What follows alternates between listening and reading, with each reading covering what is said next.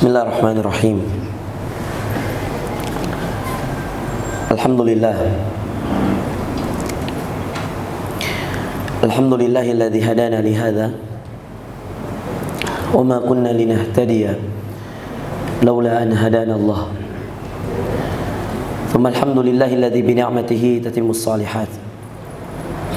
Bi fadlihi taqsal ghayat.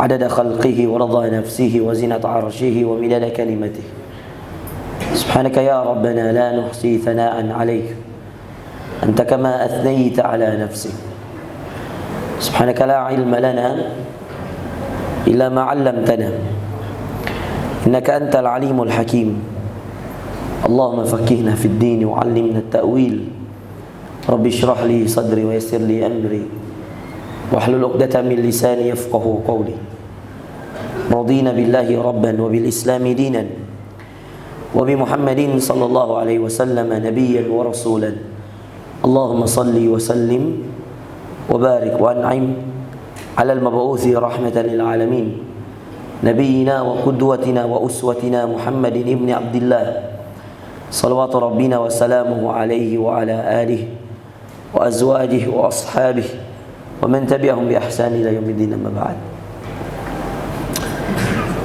Bapak dan Ibu sekalian yang dimuliakan Allah Azza wa Jalla, uhayyikum bi tahiyatil Islam, tahiyat ahlil jannah. Assalamualaikum warahmatullahi wabarakatuh.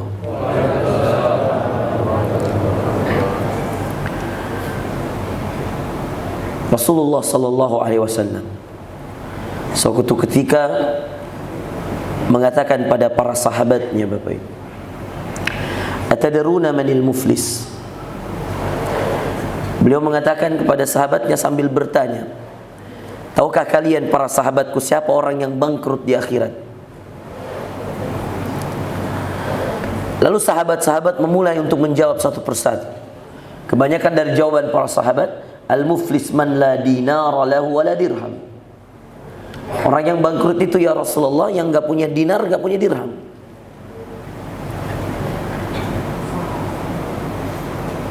Lalu kemudian Rasulullah sallallahu alaihi wasallam membantah jawaban itu.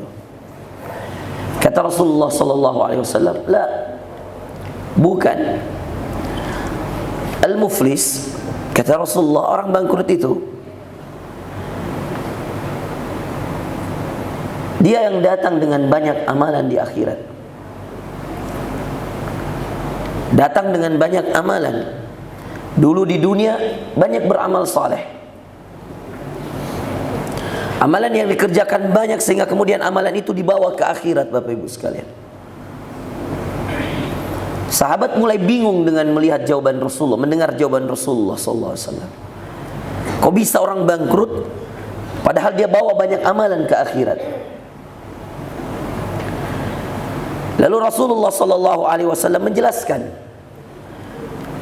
Setelah beliau kemudian mengatakan perkataan tersebut, bahwa orang yang bangkrut di akhirat itu orang yang datang dengan banyak amalan.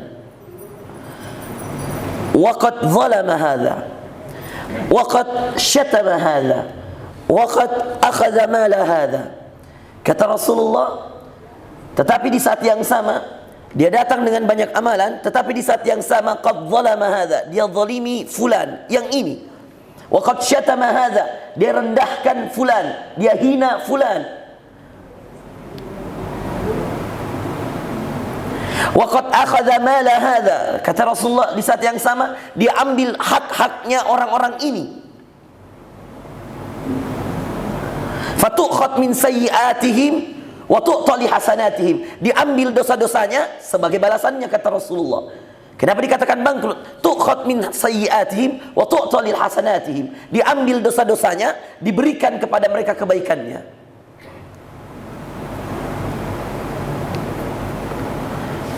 Yang datang dengan banyak amalan ini, kata Rasulullah, kebaikan-kebaikannya diberikan kepada yang dia zalimi, kepada yang dia hina, kepada yang dia ambil haknya dari hartanya, sampai selesai.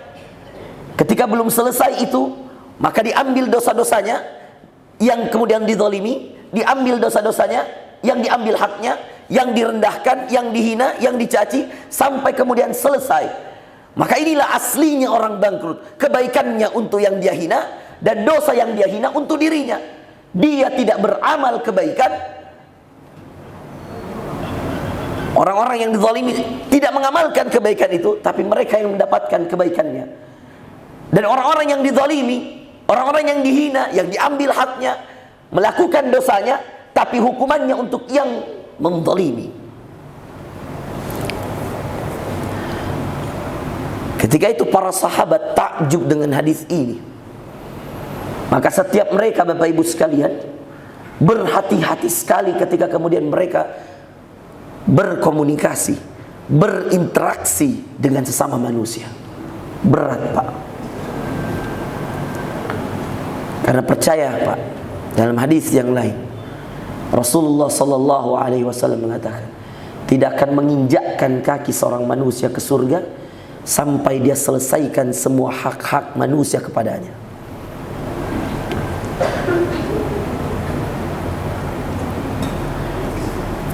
Dan ini yang kemudian menjadi teguran Allah dalam surah Al-Furqan di ayat yang ke-23. Ketika Allah menceritakan tentang orang-orang yang datang dengan banyak amalan lalu hilang. Posisinya di sebelah kiri, Bapak Ibu sekalian, pertengahan. Saya bukakan supaya Bapak Ibu sekalian bisa melihat bahwa ini ayat Allah yang cerita.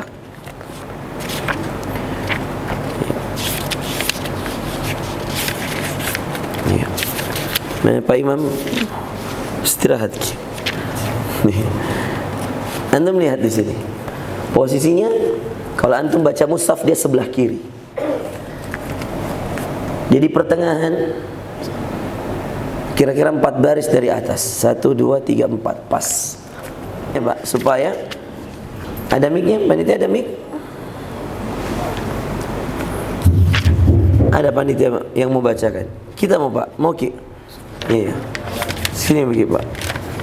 Bisa kita dapat pahala toh? Masya Allah. Ini surah Al-Furqan. Surah setelah surah An-Nur.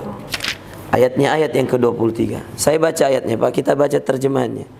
Ini ayat 23 ini, Pak. Ini di sini. Dan ya, saya baca ayatnya dulu. Allah mengatakan, dengarkan baik-baik Bapak Ibu sekalian. Wa qadimna ila ma 'amilu min 'amal. Ini ayatnya apa ya? Dari sini ya. Wa qadimna ila ma. Ini ayat 23 ya. Dan lihat di sini ya. Wa qadimna ini. Wa qadimna ila ma 'amilu ayat 23. Nanti Bapak di sini cari ayat 23 ini paling bawah, Pak. Wa qadimna ila ma 'amilu min 'amal faja'alnahu haba'an mansura. Ini cerita, bukan saya yang cerita ya.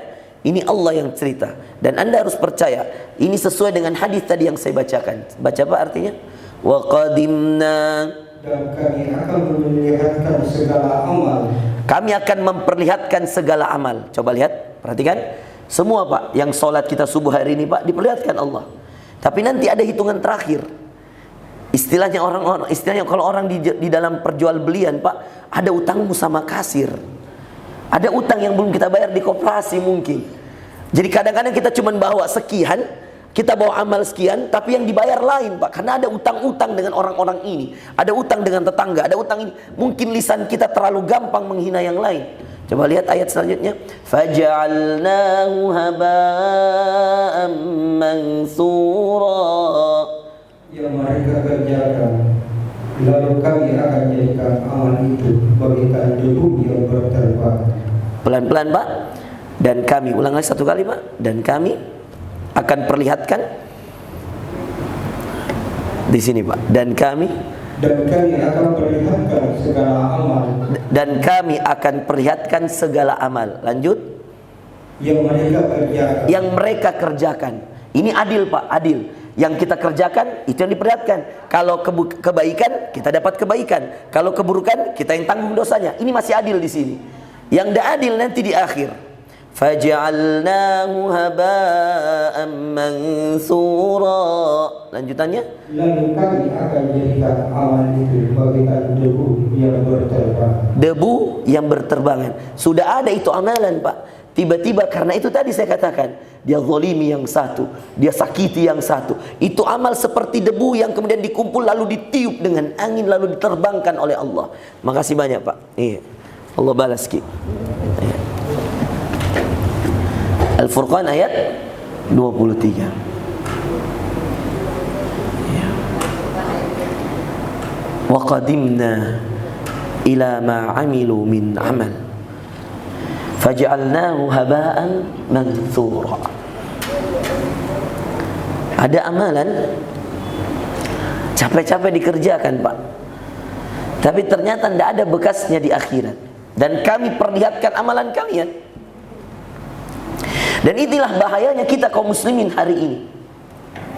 Kita menjadi orang yang Masya Allah menjaga sekali ibadah mahdah, ibadah yang terlihat oleh orang lain, Bapak Ibu sekalian. Kita menjaga sekali Masya Allah soft pertama kita. Kita menjaga sekali sedekah kita, pembangunan masjid kita. Kita jaga sekali semua yang nampak di hadapan manusia.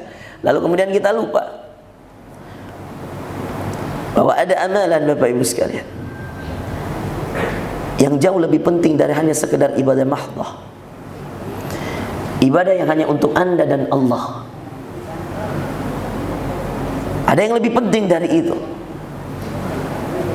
Adalah ibadah yang Allah ikatkan antara Anda dengan manusia. Makanya Allah ikat banyak sekali, Bapak Ibu sekalian, banyak sekali dalam Al-Quran, dalam hadis, banyak sekali. Allah ikat amalan-amalanmu pada manusia menjadi ketakwaanmu pada Allah. Kata Allah, wa ta'awanu 'alal birri wat taqwa. Saling tolong menolonglah kalian. 'Alal bir dalam sebuah kebaikan, wat taqwa dalam sebuah ketakwaan. Wa la ta'awanu 'alal ismi wal 'udwan. Janganlah kalian saling tolong menolong 'alal ism, atas dosa, wal 'udwan, permusuhan. Diikat dengan siapa? Dengan manusia. Enggak sempurna, Pak.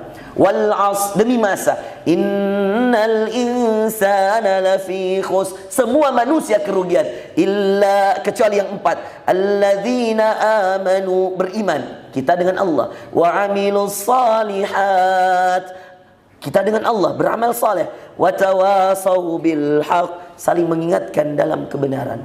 Jadi kalau Anda lihat saudara Anda dalam keburukan dan Anda tidak ajak, naudzubillah, Anda belum termasuk orang yang terhindar dari perbuatan yang merugi.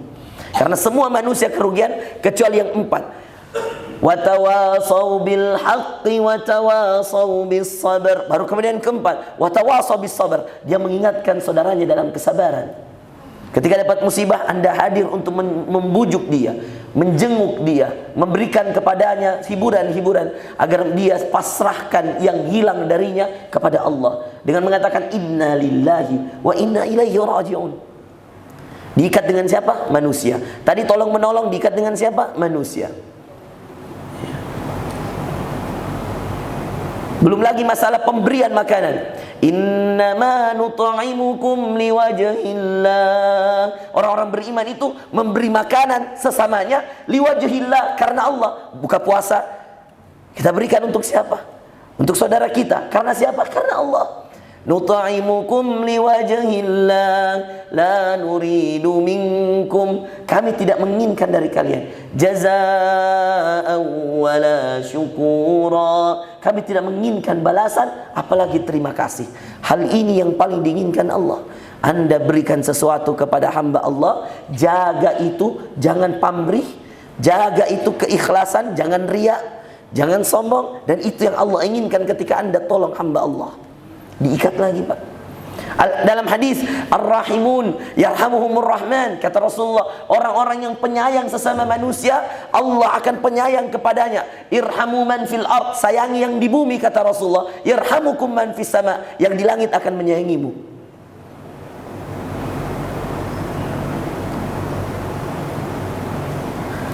Bapak Ibu pernah lihat orang rajin sholat, Pak, tapi subhanallah semua tetangganya tidak suka sama dia, Pak.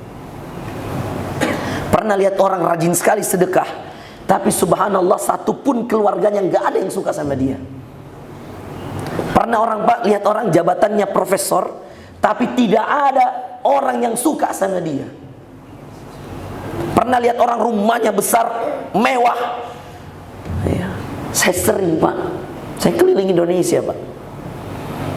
Hampir semua provinsi saya sudah datang. Ke Malaysia, bahkan saya pernah berdakwah di Eropa 2019 Januari. Saya keliling Bapak Ibu sekalian, ke Italia, ke Paris, ke Milan, ke Amsterdam, ke Eindhoven. Saya ketemu orang Indonesia banyak sekali di sana. Yang undang saya KBRI Pak, Kedutaan Besar Republik Indonesia di Roma. Mereka membentuk KMIM, KMR namanya, Keluarga Muslim Indonesia Roma. Mulai dari pedagang pizza, pembantu rumah tangga, pengusaha, ABK kapal, ada semua, banyak di sana Bapak Ibu sekalian. Dengan berbagai macam permasalahan-permasalahan. Bapak Ibu sekalian, Anda tahu Allah menjadikan ketakwaan hambanya di hati manusia, Bapak Ibu sekalian, itu berbanding lurus dengan ketakwaannya kepada Allah.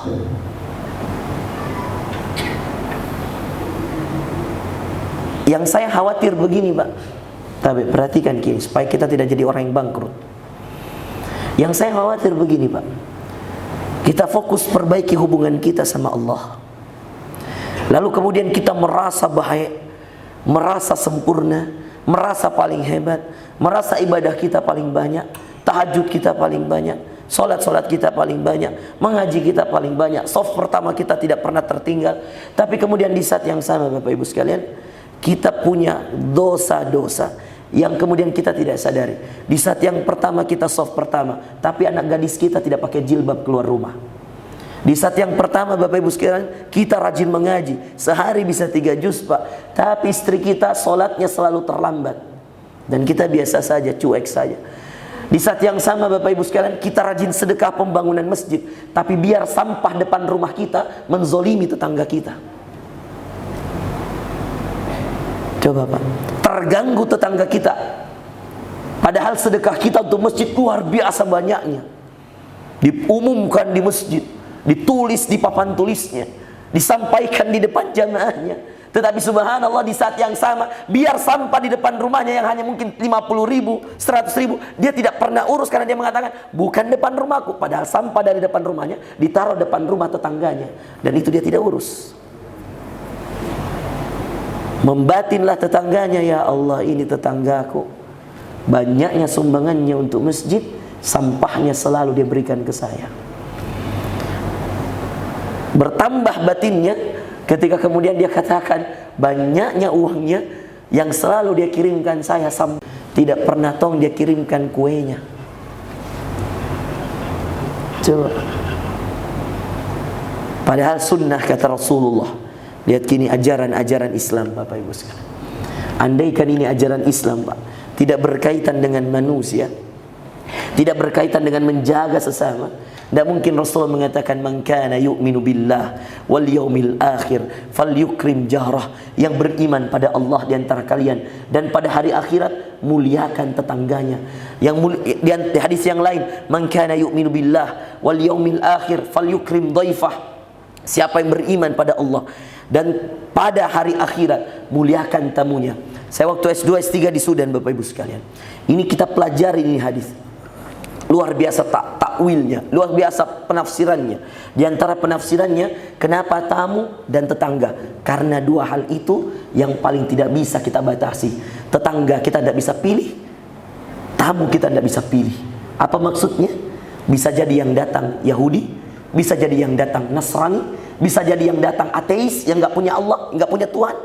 Dan itu kata Rasulullah, kalau anda beriman pada Allah, kalau anda beriman pada hari akhirat, muliakan tetanggamu, muliakan tamumu. Karena dua hal ini anda tidak bisa pilih Pak. Tidak ada orang istilahnya saya undang ke tiap hari ini, tidak ada di rumahnya. Begitu juga dari zaman Rasulullah. Jadi dua hal ini, dua orang ini, dua kategori ini, hal yang paling tidak bisa diprediksi, tetangga dan tamu. Kita tidak pernah tahu siapa tetangga kita, apa sebabnya kemudian dia menjadi tetangga kita. Ada caranya Allah pindahkan kita dari satu kompleks ke kompleks, dari satu kompleks ke kompleks. Dulu saya waktu kecil tinggal di AB, kemudian pindah di Skarda, kemudian sekarang sudah besar, sudah punya istri, sudah punya keluarga, saya di Baruga. Tetangga saya berganti-ganti Pak, bukan mau saya, maunya Allah. ada sumber-sumber rezeki berbeda lagi, ada sumber-sumber keadaan, ada keadaan-keadaan kondisional yang kita tidak pernah tahu. Tetangga, tamu. Kalau saja Rasulullah mengatakan imanmu kepada Allah, imanmu pada hari akhirat tergantung bagaimana kamu muliakan tetanggamu, tergantung bagaimana kamu muliakan tamumu, berarti dalam hal ini Bapak Ibu sekalian, mohon maaf, kalau ada orang jelas mi tetangganya muslim, jelas mi tetangganya salat, jelas mi tetangganya puasa, jelas mi tetangganya menyembah Allah, dan dia zalimi, berarti imannya tidak ada, Pak. Bisa dipahami maksud saya, Pak? Pelajaran S2 ini, Pak, yang harus ngerti sedikit. Maksudnya, kalau tadi tamu dan tetangga kan, kata Rasulullah kan, siapa yang beriman pada Allah dan pada hari akhirat, hadis ini terpisah, dua-duanya sahih Bapak Ibu sekalian, maka hendaklah dia muliakan tamunya. Dalam hadis yang lain, siapa yang beriman pada Allah dan pada hari akhirat, hendaknya dia muliakan tetangganya. Berarti iman kita pada Allah, iman kita pada hari akhirat diikat oleh Rasulullah dengan bagaimana kondisi kita ketika ada tamu datang ke rumah kita, siapapun dia, Pak. Bahkan kalau dia non muslim, kita dianjurkan memuliakan dia. Tetangga kita, bahkan kalau dia non muslim, kita dianjurkan memuliakan dia. Sampai subhanallah, detailnya itu hak-hak tetangga. Rasulullah mengatakan, kalau kamu masak sesuatu, banyakkan kuahnya. Ibu-ibu, dengarkan ini. Bikin ki soto, bikin ki sop, bikin ki coto yang berkuah-kuah, ibu, banyakkan kuahnya. Nah, kalau Indomie jangan Tommy, kalau Indomie, ibu. Iya. Kalau Indomie ndak ji. Yang kalau kita rasa, ibu, kalau kita rasa ini masakan tak enak, yang kemudian kalau kita kemudian bilang ini pasti anak-anakku suka, suamiku suka, apalagi tetanggaku, kasih banyak kuahnya, ibu. Oper ke tetangga sedikit. Disitulah dibuktikan keimanannya ibu-ibu di rumah. Nah, ini serius Bapak Ibu sekalian. Ini main-main. Dan keimanan itu bukan ketika diminta baru dia berikan, tidak. Iman itu kalau kemudian datang suara hati untuk mengatakan, ih enak tong ini kalau tetanggaku, coba kasihan. Itu bukan nanti dijadwal di masjid, ibu tanggal sekian baru bilang, ih jadwalku, bukan. Coba bayangkan. Nah tadi kalau kemudian kita katakan, Rasulullah mengatakan imanmu pada Allah, imanmu pada akhirat tergantung bagaimana perlakuanmu pada tetangga, tergantung bagaimana perlakuanmu kepada tamu, maka kita bisa menyimpulkan. Nah kalau pelajarannya itu seperti ini Bapak Ibu sekalian.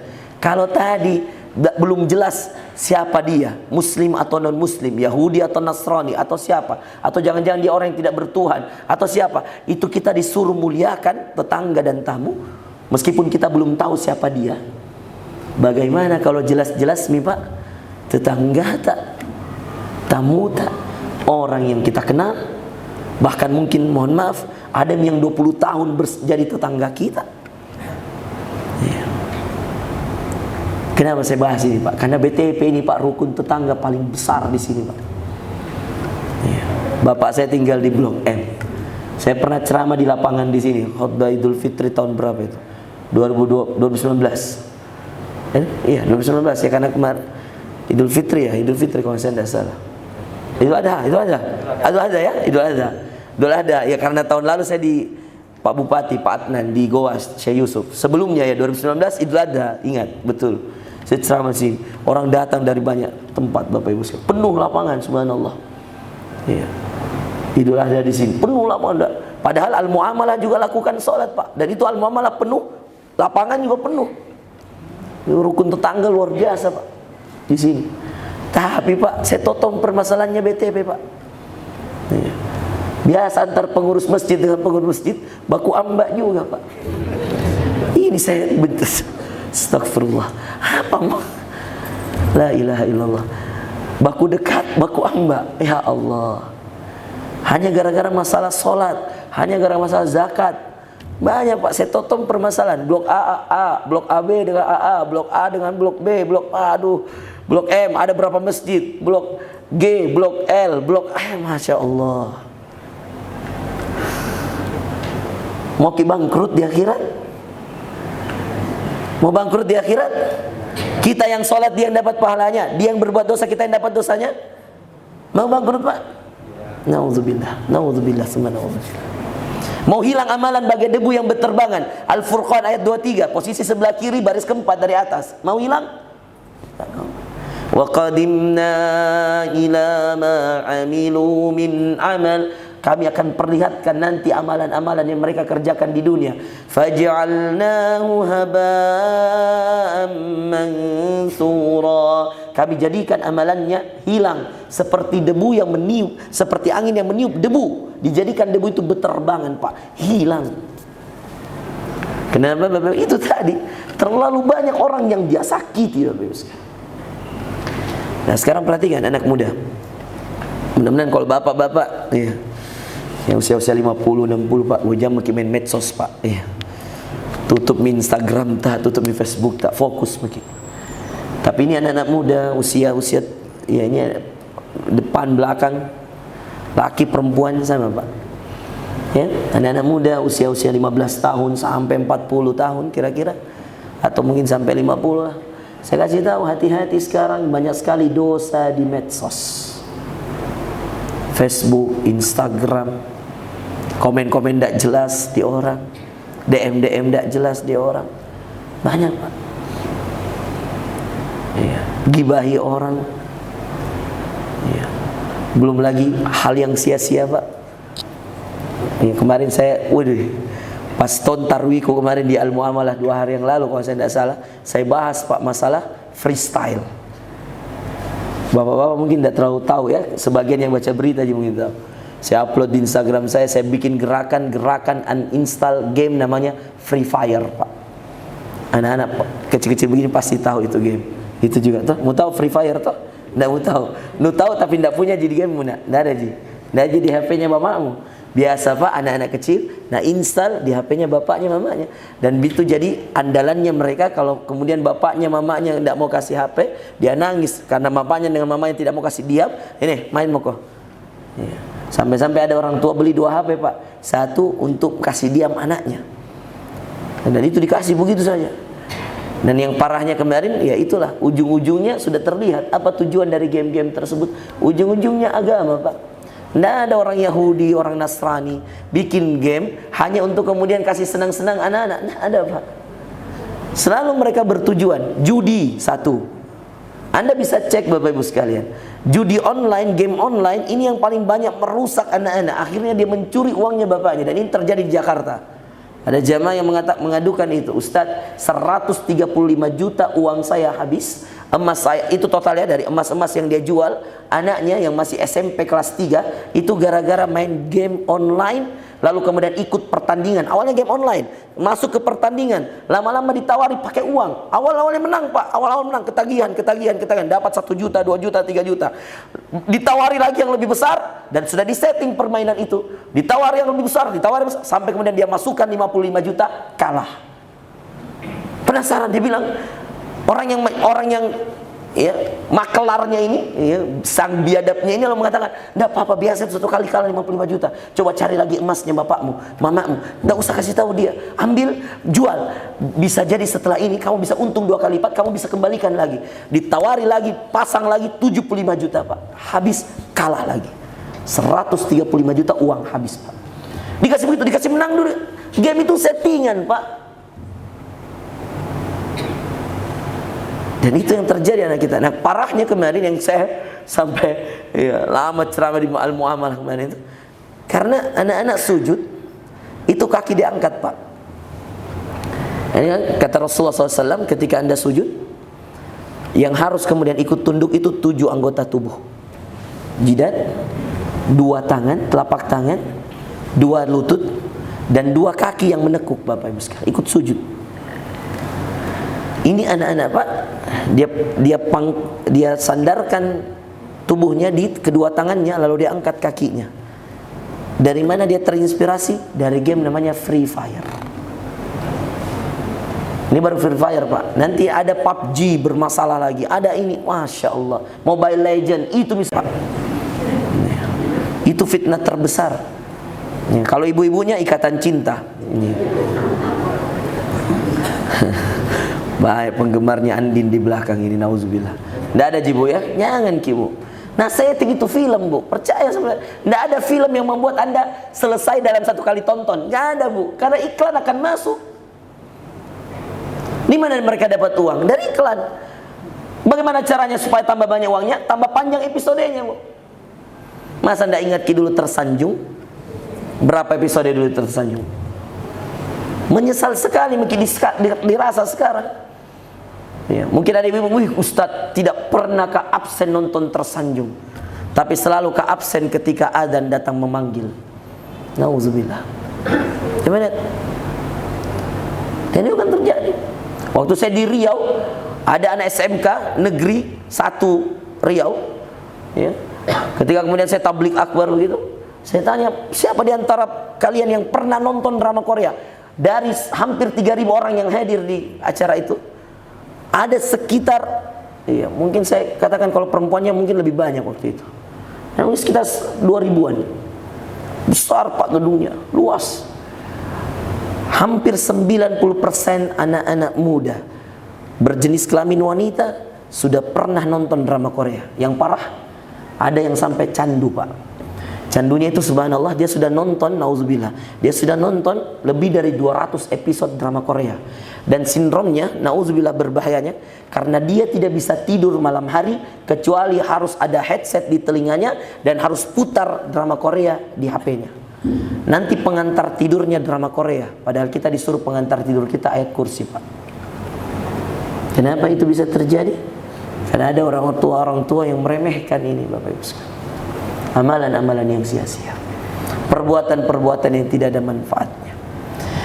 Maka Bapak Ibu sekalian yang dimuliakan Allah, pada kesempatan hari ini izinkan saya menyampaikan secara jujur, secara tulus kepada Bapak dan Ibu sekalian, dari semua yang saya sampaikan, ayat Quran, hadis Rasulullah, berapa yang saya sudah sampaikan di hadapan Bapak Ibu sekalian, saya cuma ingin menyampaikan bahwa pada kesempatan ini saya ingin mengajak Bapak dan Ibu sekalian, seperti yang dikatakan Rasulullah dalam hadis yang lain, al-muslim, hakikat seorang muslim itu, man salimal muslimuna min yadihi wa lisani. Siapa-siapa saja yang berhasil menjaga muslim-muslim yang lain, menjaga orang-orang lain yang ada di sekitarnya dari kezaliman tangannya dan dari kezaliman lisannya. Pak, lebih baik sedikit amalan tak, tapi tidak ada dosa tak, tidak ada kezaliman tak, daripada banyak amalan tak tapi lebih banyak zalim tak. Atau saya balik, Pak, banyak amalan tak tapi ada beberapa kezaliman tak, dibanding sedikit amalan tak tapi tidak ada kezaliman tak. Ini banyak amal, banyak sekali amalnya, satu gunung mungkin amalnya, tapi masih ada beberapa kezaliman. Dengan ada orang yang sedikit sekali amalannya tapi tidak ada, dia hindari betul itu yang namanya kezaliman. Bapak Ibu tahu kenapa? Kenapa berbahaya, Pak? Karena jangankan beberapa, Pak, satu saja, perhatikan Ki, satu saja tidak ridha, tidak maafkan, tidak legowo, kalau orang Jawa yang tidak legowo, ya, tidak lapang hatinya sampai di akhirat, itu akan menjadi pertanggungjawaban kita. Dan masalahnya, Pak, bukan Allah yang menentukan, dirinya itu orang yang menjadi penentu. Ditanya sama Allah, sudah cukup? Belum. Diambil lagi kebaikan kita, sudah cukup? Belum. Diambil lagi, sampai Allah mengatakan dengan maha kebijaksanaannya, dengan maha keadilannya, cukup. Diambil semua kebaikannya, dikasih semua kepada yang dizalimi, diambil dosanya yang dizalimi, diberikan kepada yang kebaikannya. Anda bisa cek hadisnya, ini hadisnya sahih. Dan itu ngeri, Pak, satu orang saja susah mikir lewati. Makanya juga dalam hadis yang lain Rasulullah SAW mengatakan, bahkan kambing, Pak, kambing yang menzalimi sesama kambing, iya, itu juga akan dijadikan contoh oleh Allah bahwa mereka tidak akan pernah juga diberikan hak-haknya di akhirat kecuali dia selesaikan.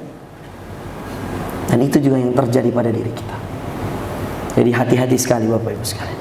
Muslim yang hakiki itu adalah muslim yang mampu menjaga dirinya, menjaga lisannya dari kezaliman-kezaliman yang bisa menyakiti hati saudaranya. Demikian Bapak Ibu sekalian, ya, mudah-mudahan Allah Subhanahu wa taala jaga diri kita semua dari kezaliman-kezaliman kita kepada saudara-saudara kita. Ada sebenarnya satu doa saya mau ajarkan, Pak, tapi kalau masih ada waktu, kalau habis ya nanti Pi Padeng. Next Pi. Iya. Iya. Masih bisa? Masih bisa Ji? Betul. Kabat banyak orang lihat jam bela. Jadi saya curiga habis dan habis waktuku dari tadi. Saya mau tutup dengan satu doa yang subhanallah, kalau Anda baca ini doa, insya Allah ya, Allah akan coba cabut itu sedikit-sedikit penyakit hati. Tapi masih ada jika waktu ini, masih bisa Ji Pak? Karena saya harus jelaskan ini doa bela. Dan saya harus tunjukkan di Quran, kalau perlu satu orang lagi baca di sini. Ada yang mau baca? Doanya dalam surah Al-Hasyr juz ke-28. Pernah Pak lihat ada orang dulu pernah sakiti 10 tahun yang lalu Pak. Berkali-kali melewat Idul Fitri, baku salaman meki, baku pelukan meki, berkali-kali ini juga. Tapi selalu kayak ada mengganjal kalau lihat mukanya. Ibu masih ada perasaan seperti ini?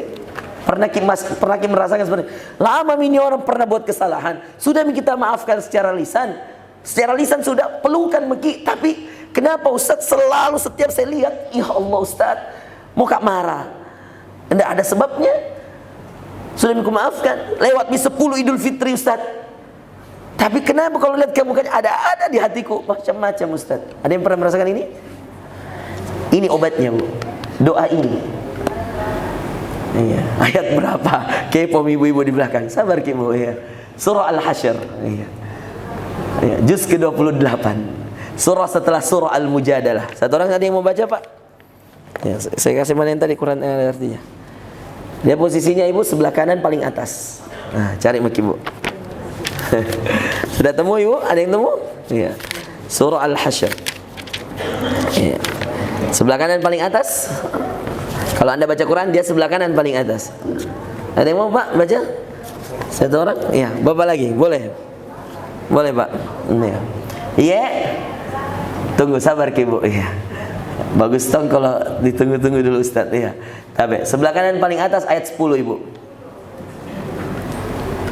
Ini Pak ya. Ayat 10. Ya, oke. Nanti saya baca ayatnya Pak. Kita baca terjemahnya. Ya. Nah. Sudah Ibu? Sudah ketemu? Al-Hasyr Ibu, sebelah kanan paling atas ayat 10. Walladzina ja'u min ba'dihim yaqulun, mereka berdoa, Rabbana ighfir lana wa li ikhwanina alladzina sabaquna bil iman. Saya yakin ini doa jarang ada yang baca. Padahal ini dahsyat ini doa. ولا تجعل في قلوبنا غلا للذين آمنوا ربنا إنك رؤوف رحيم. Lihat ini doa ketika Allah memuji orang Muhajir dan orang Ansar, sahabat-sahabat terbaik dari Mekah Muhajirin, orang penduduk asli Madinah orang Ansar. Apa kata Allah? Walladzina ja'u min ba'dihim. Baca Pak artinya? Dan orang-orang yang datang sesudah mereka Muhajirin dan Ansar. Orang-orang yang datang sesudah mereka, orang Muhajirin Ansar ini perintis persaudaraan. Makanya hal pertama yang dilakukan Rasulullah ketika sampai Madinah, dia persaudarakan orang Mekah dengan orang Madinah, pendatang dan penduduk asli. Disaudarakan supaya Anda mengerti bahwa ini saudaramu. Apa yang mereka katakan? Yaquluna rabbana ighfir lana wa li ikhwanina. Bacakan. Mereka berdoa. Dengarkan, mereka berdoa. Lihat doanya. Rabbana ighfir lana wa li ikhwanina. Ya Allah, ya Tuhan. Ya Tuhan kami. Ampunilah kami dan saudara-saudara kami. Ampunilah kami dan saudara-saudara kami. Belum selesai Pak. Wali ikhwanina alladzina sabaquna bil iman. Lanjut. Bahkan dia doakan saudara yang beriman terdahulu. Artinya dia doakan orang-orang muslim mukmin yang sudah meninggal Pak. Dia doakan. Makanya doa Allah maghfir lil muslimina wal muslimat wal mu'minin itu dahsyat kalau Anda baca. Anda enggak kenal mereka, Anda doakan mereka. Mereka sudah wafat. Dan ingat, belum selesai doanya. Ada kalimat penutup Pak yang paling dahsyat. Yang mudah-mudahan Bapak hafal ini doa, baik-baik Ibu hafal doa. Insya Allah hilang itu semua penyakit hati sama orang yang semua pernah sakiti kita, Pak.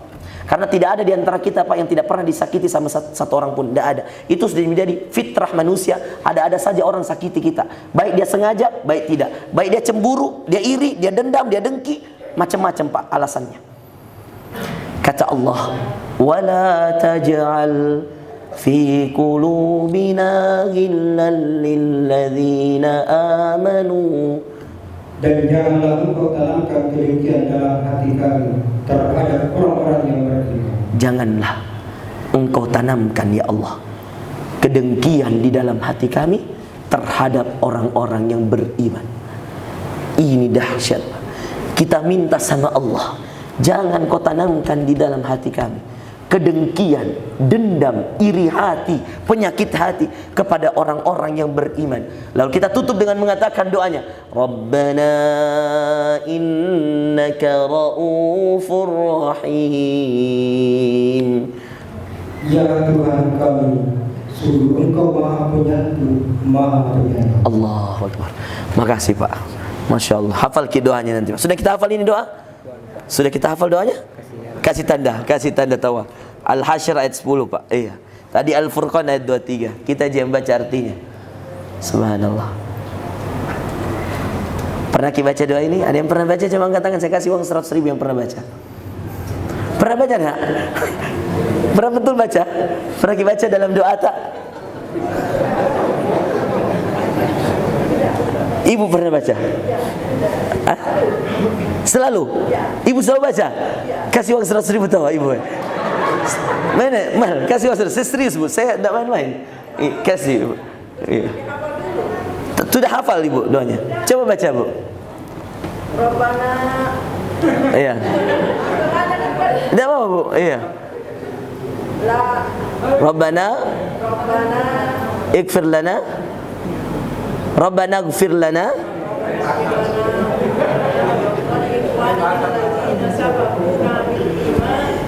Wala taj'al fi qulubina illa lil ladzina amanu. Rabbana innaka raufur rahim. Kasih mal. Iya, ada enggak uang di situ mal? Tambah Ibu. Iya. Ibu itu bukan, jangan lihat nilainya Bu, tapi itu uang Ustadz, berkahnya insyaallah.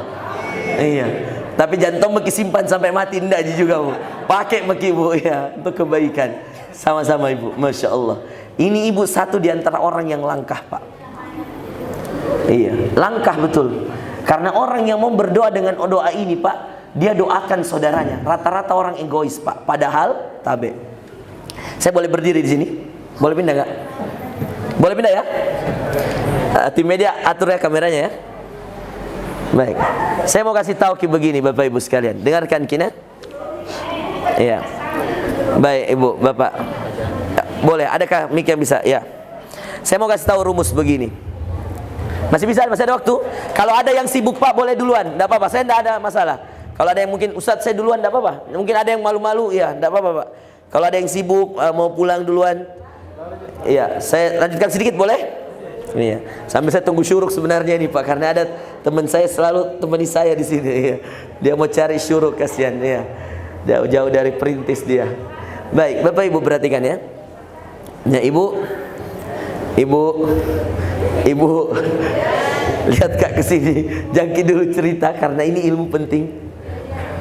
Kenapa saya katakan ini ibu yang tadi dapat langkah, karena sedikit sekali orang mau doakan saudaranya Pak. Selalu kalau kita berdoa, dengarkan. Nah, ini tim media nyesuaiin aja ya. Saya gerak-gerak juga nggak apa-apa ya. Ini soalnya ada tim media Bu, karena ini setiap ceramah saya diupload ke YouTube supaya tidak ada lagi yang tanya Ustadz di mana diambil rekamannya. di YouTube saja langsung. Iya. UMFA channel, Ustadz Muhammad Farozi Ansar channel, UMFA channel. Lumayan subscribernya sudah 29.000 lebih. Iya. Tapi kalau kita nonton jangan lupa like and subscribe Pak. Iya. Bercanda Bu, enggak Ji. Bukan ya saya orang begitu. Perhatikan Bapak Ibu sekalian. Kenapa saya katakan selalu Pak rumus tak kalau berdoa, yang kita butuh untuk diri tak itu yang kita minta. Betul tidak? Yang punya utang minta dilunasi utang, yang belum punya anak minta anak, yang belum punya istri minta diberikan istri solehah. Begitu selalu kan? Rumus kita, yang kita butuh itu yang kita minta pada Allah untuk diri kita. Betul? Padahal Anda lupa, kita lupa bahwa ada satu cara yang sangat cepat mengabulkan permintaan kita dan kebutuhan kita, Pak. Kalau kita minta, Pak, untuk diri kita, perhatikan ini rumusnya. Saya ajarkan kini betul-betul, karena saya juga lakukan ini, Bapak Ibu sekalian. Dan ini dilakukan oleh para sahabat Rasulullah terdahulu. Ada hadisnya, saya tidak sembarang berkata. Anda bisa cek ceramah saya dari awal sampai akhir tadi, Pak. Ada nggak yang pakai logika saya? Tidak ada, Pak. Semua Quran, hadis, Quran, hadis, Quran, hadis. Cuman saya jelaskan sedikit yang saya tahu dari sedikit ilmu yang Allah titipkan. Jauh-jauh saya belajar ke Sudan, Pak. Tamat SD saya sudah ke Gontor, 8 tahun memang, 6 tahun, 2 tahun pengabdian. Kalau saya bohong, Pak, saya yang paling pertama dibakar di neraka, Pak. Ya, karena ilmu ini, Pak. Tidak boleh orang sembarang. Ilmu agama ini, Pak. Sesat orang, saya tanggung dosanya, Pak.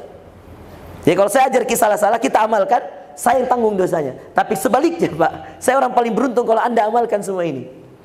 Apalagi kalau Anda hafalkan ini doa dan Anda pakai dalam sholat, seperti ibu tadi, Anda hafalkan dan Anda pakai, subhanallah, saya akan dapat pahala. Dan saya jamin insya Allah semua yang hadir tidak akan ada lagi penyakit hatinya kepada orang-orang beriman. Saya kasih tahu rumus doa. Kalau Anda mau tahu cara cepat untuk diijabah doa oleh Allah, Pak, doakan saudaramu. Hadisnya, dengarkan hadisnya. Rasulullah SAW bersabda, doanya seorang saudara terhadap saudaranya dalam zahar gaib, yang mana ya silakan, Pak, dalam zahar gaib yang mana saudaranya tidak tahu bahwa dia sedang didoakan, maka itu diijabah cepat oleh Allah, mustajab. Satu.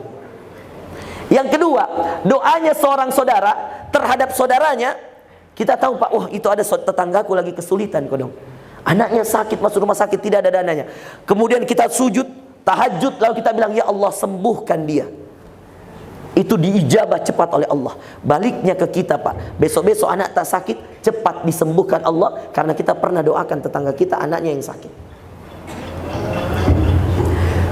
Kenapa bisa, Ustaz? Karena dalam hadis Rasul mengatakan, doa seorang saudara kepada saudaranya yang tidak diketahui oleh saudaranya, kita doakan dia. Kata Rasulullah, al-malaika yu'amminun, malaikat mengaminkan. Itulah bedanya kalau kita minta untuk diri sendiri dengan kita minta untuk saudara kita. Kalau kita minta untuk diri sendiri, bisa jadi doa kita terhalang, terputus, tidak sampai ke Allah, karena mungkin kita masih ada yang tidak ikhlas, atau mungkin banyak sekali dosa-dosa tak. Betul? Kenapa kita selalu mengandalkan diri kita? Bisakah kita pakai rumus ini, Pak? Coba-coba sekali-sekali, tes-tes. Kalau ada yang berhasil testimoninya, kabari, Kak, Pak, karena saya suka cerita kisah-kisah nyatanya orang. Ya. Kabari, Kak, kalau ada yang berhasil pakai ini rumus. Misal, contoh, Anda belum punya anak. Anda juga tahu bahwa tetanggamu ada yang belum punya anak. Mungkin Anda sudah 5 tahun, tetanggamu 10 tahun.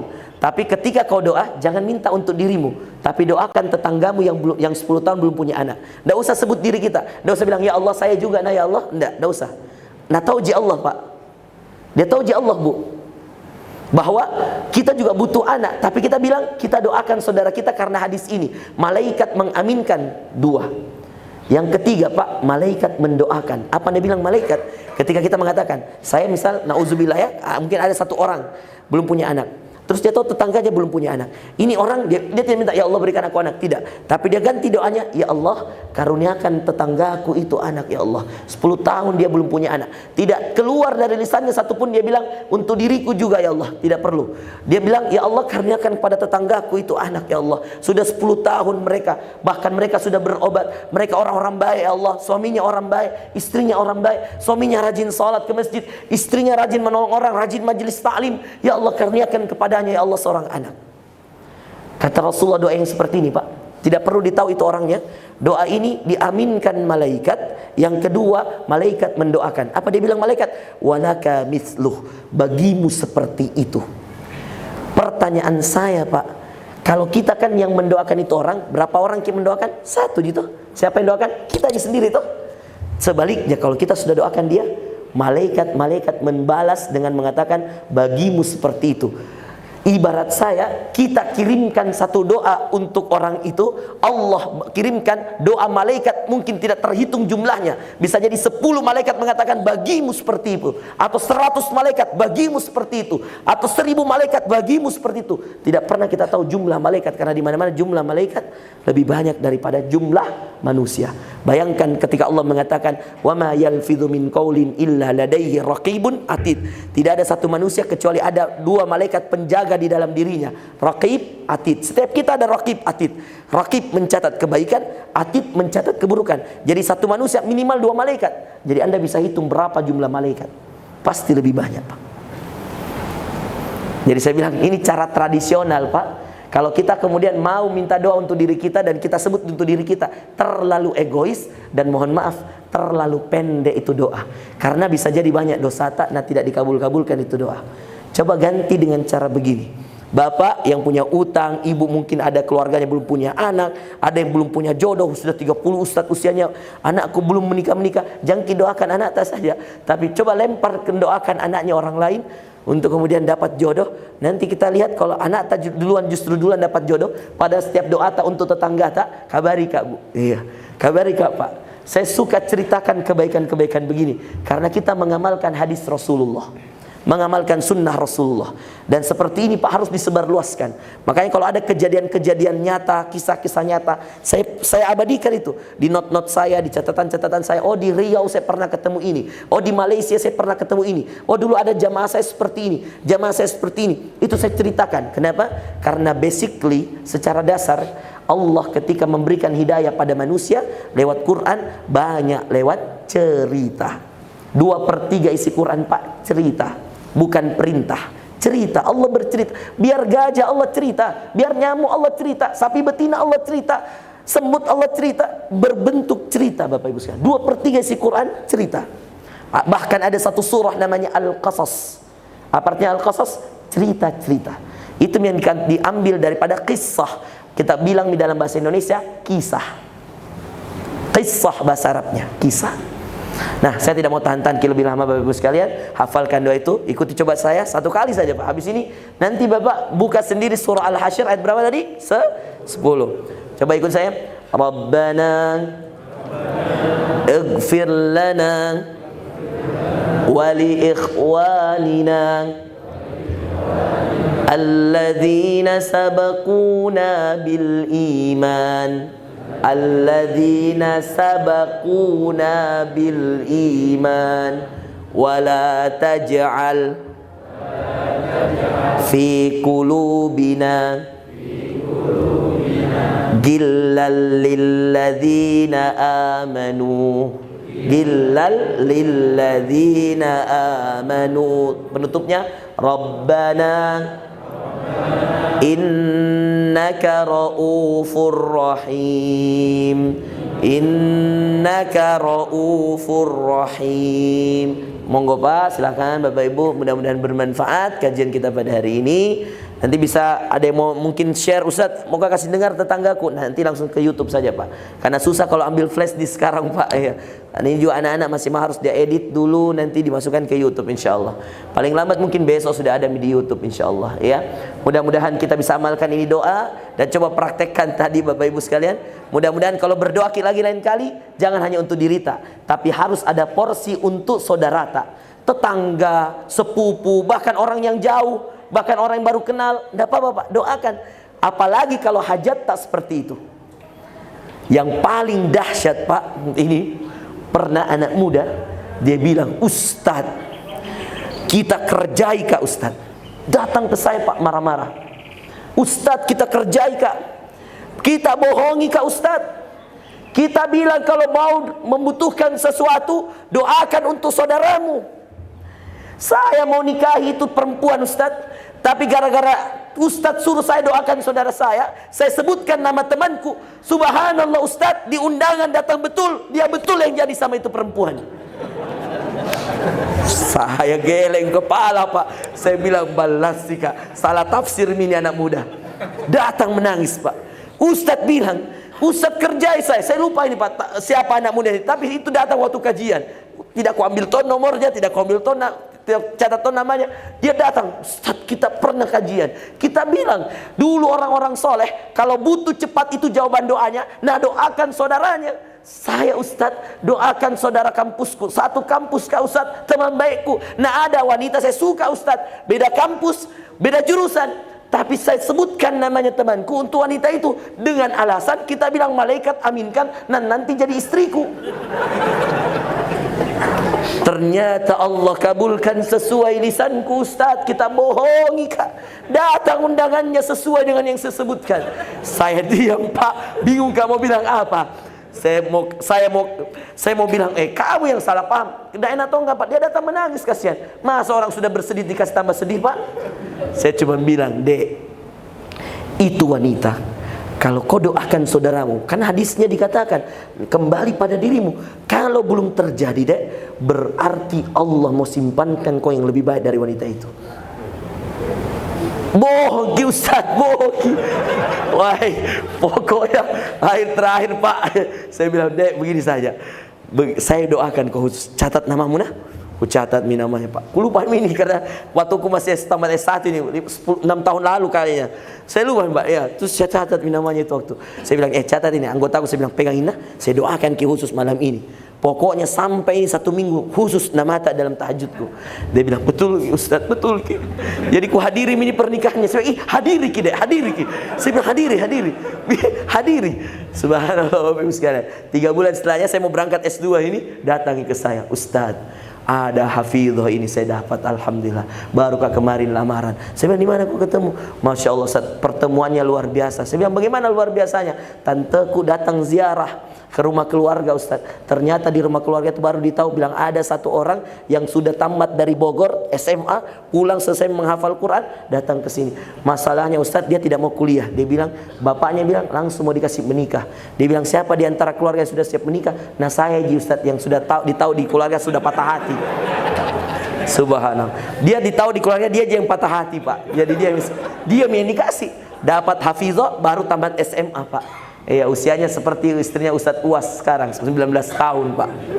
19 tahun tamat SMA. Saya bilang dalam hati, kau lihat toh, kau lihat, hampir mau kau dapat dia, itu sudah 24 tahun usianya. 19 tahun hafizah Quran. Itu pun kau tidak kenal, yang kasih kenal kau tantemu. Coba lihat, caranya Allah selalu indah, asalkan kita berprasangka baik kepada Allah. Demikian Bapak Ibu ya. Suruk min ini boleh sholat di 6:16 nih ya. Subhanakallahumma wa bihamdika asyhadu an la ilaha illa ant astaghfiruka wa atubu ilaik. Wassalamualaikum warahmatullahi wabarakatuh.